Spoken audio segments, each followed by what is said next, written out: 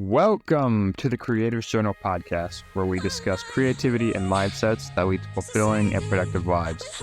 This podcast features many meaningful discussions with others about creative lessons, how they apply to life, how they apply to business, and they all revolve around the underlying excitement and joy that we as creatives feel when we apply creativity to the world around us in our own unique way.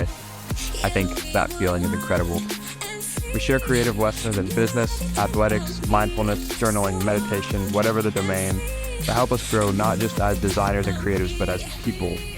So get out your mental journal, fire up your internal creative software. Thank you for tuning in, and please enjoy the show.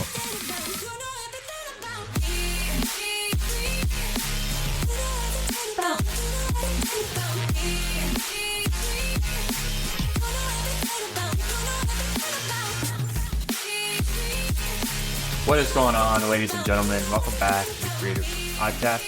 This is entry 032, and today's topic is something that I am super excited to talk about, and it is subscription design as a creative. And I know those words in themselves might just, terrify you. They might excite you, or maybe you're just thinking, what the hell is that? And subscription design, how does that even work for a creative agency?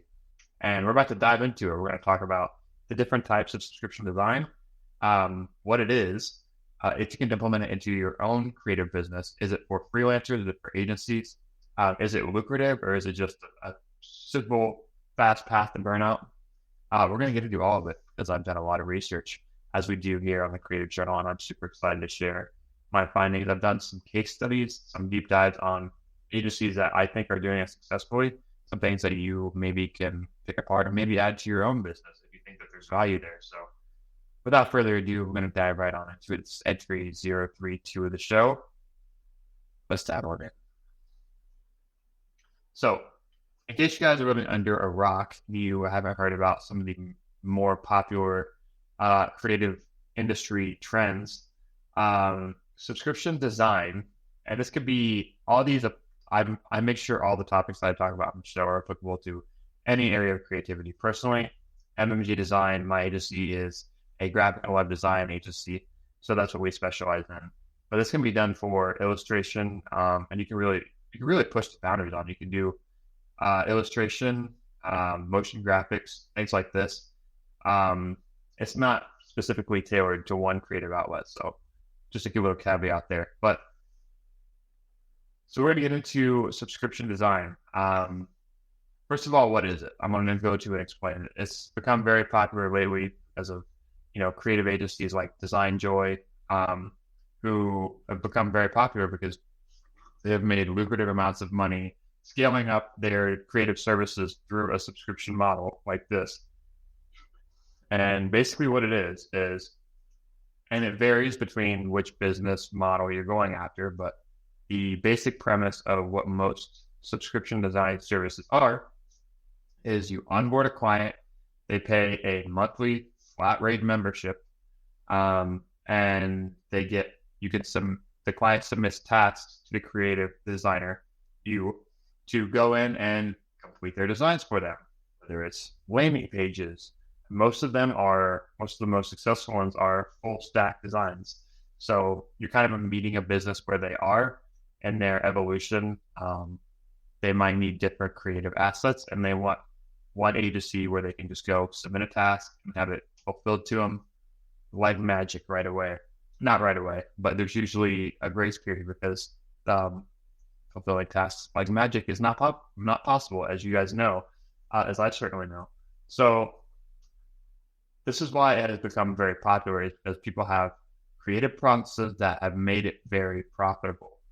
And that's what the headlines reveal, but it might not be for everyone. And that's what we're going to get into today. So does it work? It depends.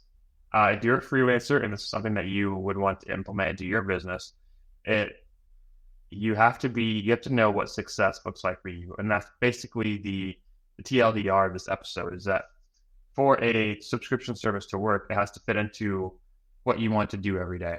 If you're someone who's very task-oriented, who can go in and likes to have a queue and has their activities planned out for them like that, and it's requires less creative thinking as a business owner, that it's a great thing that you could add into your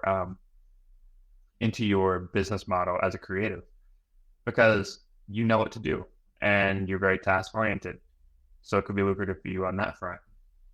If you're someone who likes to do long projects and get lump sums of cash and make better, deeper relationships, depending on who you want to work with creatively, then, or if you're in an industry where small one-off tasks aren't really part of the design, so it probably won't be as lucrative for you, but it really rewards working fast. And there's the one thing that I have found is, if you trust your ability to communicate and work fast and meet the needs of the client, meet them where they're at, whether it's they need social media posts, whether they need landing pages, whether they need any type of creative asset that they need. If you're willing to meet them where they are at and create something that they see value in, then it can absolutely be lucrative. And you see some of these agencies, Design Joy, some of the examples I have, Magic Design, Flow Out, Passionates, and Warm Development. Some of the companies I've been researching because they are very relevant to my industry in Webflow and web development and design, is that these companies have staffs and they're able to charge premium rates because they have people that they pay in-house to fulfill designs, and they have employees. So if you're a freelancer, you obviously, this is not as scalable as a model as you can imagine. So if you're looking to add subscription design to your business as a freelancer, then you have to know that you're capped at what you can do in a day. And I want to get into the details of the pricing structure and the demands that you have to place on your time if you're going to make this successful for you. So, cat's out of the bag.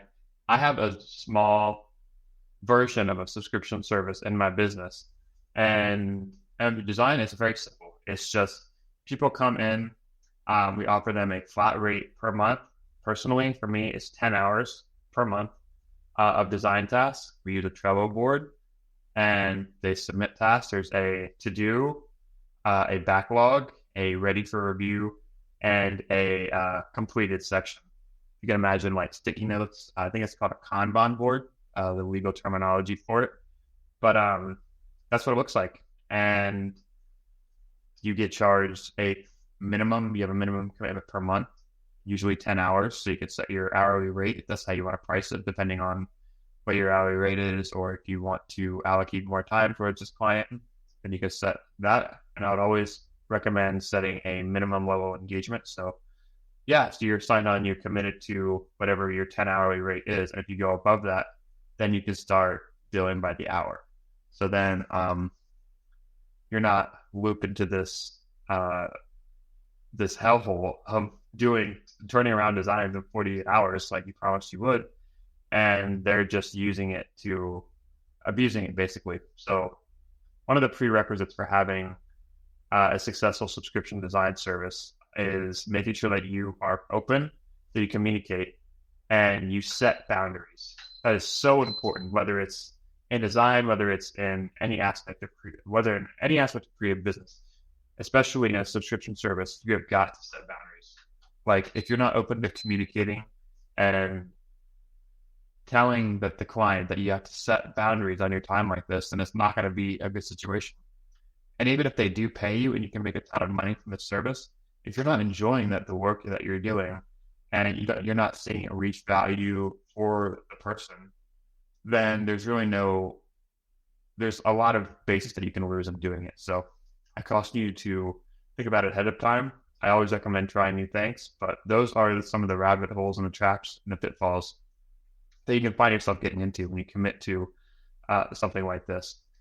And there's a lot of tangibles and structures that you can work into your own if you want to add a subscription design model to your business. You can offer a free trial. So you can offer, it was Kimp was the company that did that, and one of the case studies. They offer a 2-week free trial, but it comes with a caveat that you can only submit one request. I think some of the designs were watermarked, but it's gonna be a good way to have people get familiarized with the CRM or the project management tool that you get them to use. It can also be a good way to just show them what you're capable of and prove yourself. Um, any opportunity that you can have to show people personalized work is always a positive, but there is that upfront risk that, they're not going to be long-term customers. So offering a free trial is something that you should take with a grain of salt. Why can it be beneficial to have subscription design? We've talked a lot about the prerequisites and the cautionary tales, but now I want to get into some of the positives, because this thing wouldn't exist. I certainly wouldn't have implemented it into MMG if it wasn't for some of the positives that can come out of it. So let's talk about some of those. And on a positive note, one of the positives is that it operates on the principle that you can create recurring revenue from a service business, which is huge, especially when it's just for yourself. So, and freelance, especially in an agency that is very traditionally unstable, famously unstable, as I found out, you any type of recurring revenue, a solid foundation is huge. So if you can lock in a client and you enjoy working with them and it's a great situation and they see the value of what you do and they're signed on every month to subscribe, they're likely going to be your clients for a very long time. And I found that to be the case with people I've worked with. And it's just, you cannot take it for granted, first of all, but it's just a great situation because you become their person, you become their trusted point of truth. And it's much easier to maintain branding and keep everything on point when you're the one person that has, maybe you created their logo, but you've been with them from the start and you know what they want to see. Communication is easier, and you're just their person. And I can tell you 100% from the clients I have that is a great feeling. It's a great experience. And it's also just validation, just as a creative, because you want to feel recognized for what you do, no matter what field you're in. That's where the reward comes from. You want to get positive feedback and validation. And when you can be that for a business, for a company, when they're paying you every month to take care of their creative, I can tell you firsthand, it's an awesome experience because you can become appreciated. And it also has that benefit of their stable recurring revenue, which is so hard to find. And that's the concept of kind of productizing design, which is not easy to do, but this is a good first step to doing so. Another positive is that it usually reduces churn, like I kind of touched on. Once people are signed up, it's a lot, the friction of kind of getting off that horse and doing something else. The pain of stopping becomes greater than the pain of continuing. It's basically the law of inertia. So that's another benefit. And one of the biggest ones is just to increase, customer lifetime value, LTV, if you're getting business savvy. This is big because it, instead of having to get a client to commit to a four-figure project straight from signing, you get to build a relationship with them. You get to, they're paying you over time, but over time you'll find that unless you have a structure like this in place, you're not going to be seeing the money from them. The relationship with that client, you're not going to be seeing it translate to the money that you want it to, if it's not in a one-off project. So increasing customer lifetime value is a big positive in this business. And it also builds stronger customer relationships. And if you can do this right, I'm telling you, it can be very lucrative. So I want to sum up by getting into a few of these businesses, what they're doing right, what they're doing wrong, maybe diving a little bit to their website, but also the biggest thing, the kind of the TLDR for this whole episode is I want you guys to analyze your own business and know what's important for you. What does success look like for you? If you're a very task-oriented person, it can look like doing this. You know what your tasks are, you know what's ahead of you, and it can be easy to just check off boxes and know that you're making progress because you're seeing the tangible progress and what that client has set out for you. For someone who needs a cue, you need that stability to feel like, okay, I'm on the right track because I'm doing the task that I'm directly being asked to do. That can be a great feeling for some people, but odds are And I would guess this: if you are an entrepreneur and you're starting your own business and you're building a creative business, whether even if you're just still freelancing, then that's probably not your preferred method of work. You probably started doing this because that's one of the things you test in the first place. So you have to be wary of what success looks like for you. Look look internally a little bit, get to know yourself, be self-aware, journal about it if you want to. But that's important. That's a huge caveat to getting this whole thing started. So, and it's not something you have to commit to 100%. It can be something that you offer. It doesn't have to be a page on your website with beautiful pricing tables and everything like that. It can just be something that you offer to a lead. You say, oh yeah, we could work out a pricing structure where you pay me X amount per month, and I can just be your guide moving forwards. And that's totally okay. That's totally okay. It can look different for everybody. Okay, so we're going to dive into some of the businesses that I've researched that are doing this well. And there's definitely a few different approaches to this. One of them, and one of my favorite companies, is called Superside. And Superside is a huge business, a total agency. They are known for subscription design, everything you need to unbottleneck design, reduce costs, and move quickly with the best creative talent. And we'll link all of these businesses I'm about to share with you guys in the show notes. But you can see a lot of commonalities and most similarities, but super fun to look through these businesses just because everything is so well designed. Geez, the most beautiful assets and websites, and a real case study clinic, to be honest with you.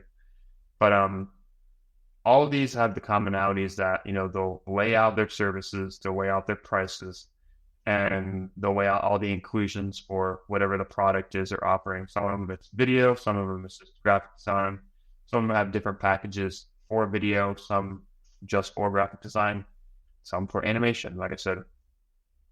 And there's low tier and there's high tier. So if I'm looking at Superside is, for their cheapest plan, it's $5,000 a month. And they position themselves, first of all, to have anyone that's paying that much for a service has to be a very niche customer base. So my guess is that they're working with high-ticket businesses who don't want to hire a full-time designer. And that's how they market themselves. They market themselves as an entire creative staff for the price of one employee. And that's conceptually, that sounds very nice, but it isn't actually the case because you're not getting devoted time, you're not getting devoted attention, no matter how many people are there. You're not getting the loyalty of a full-time employee. So even though that's how it's marketed, sometimes it's not always how it's fulfilled. But as I'm reading these to you, I would encourage you guys to think about how you're positioning yourself when you market a subscription service. And what I found to be effective with my clients is to say, I'm your guy. I can be your person. I'll be on call to answer your questions. And even though that isn't the most scalable model as a freelancer right now, before I onboard a team for, all these things happen and through the natural evolution of the business, it can start with you doing the work, but it takes transparency on getting on the same page with your clients. So that's Superside. I think they have a great company. They hire a lot of very talented people, great social media accounts, great design, great branding. But another one I want to talk about is a business called Kimp.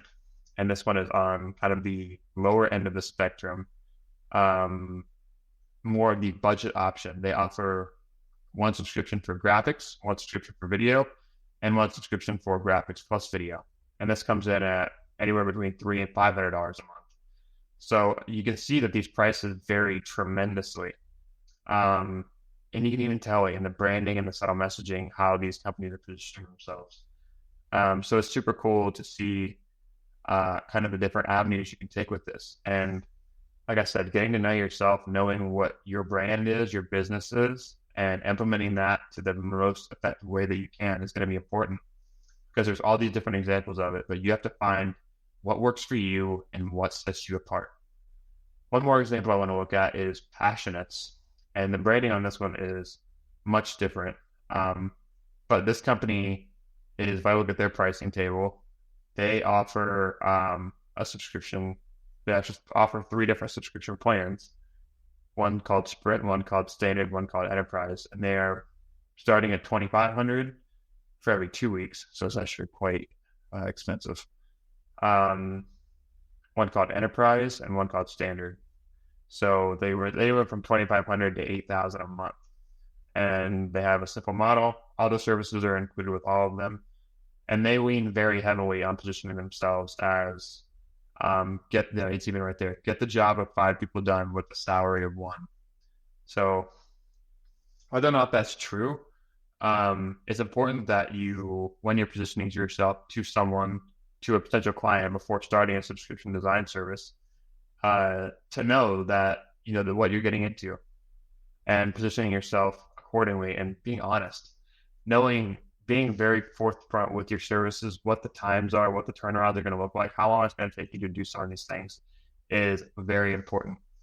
But I can tell you, subscription design can be very lucrative.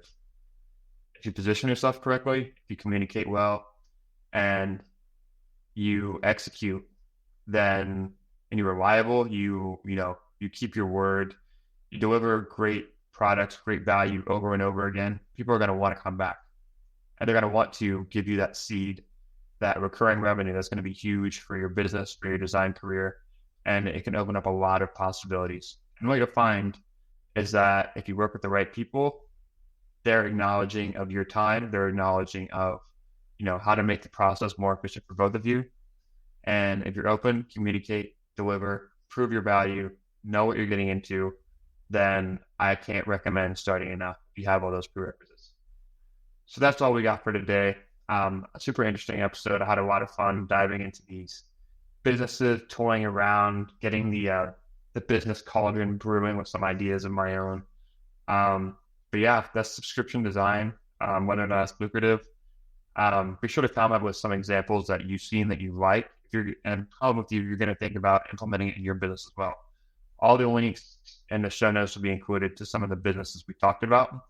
And if you're listening to entry number 32, please leave a like, a review, just a random review. You can say something totally random.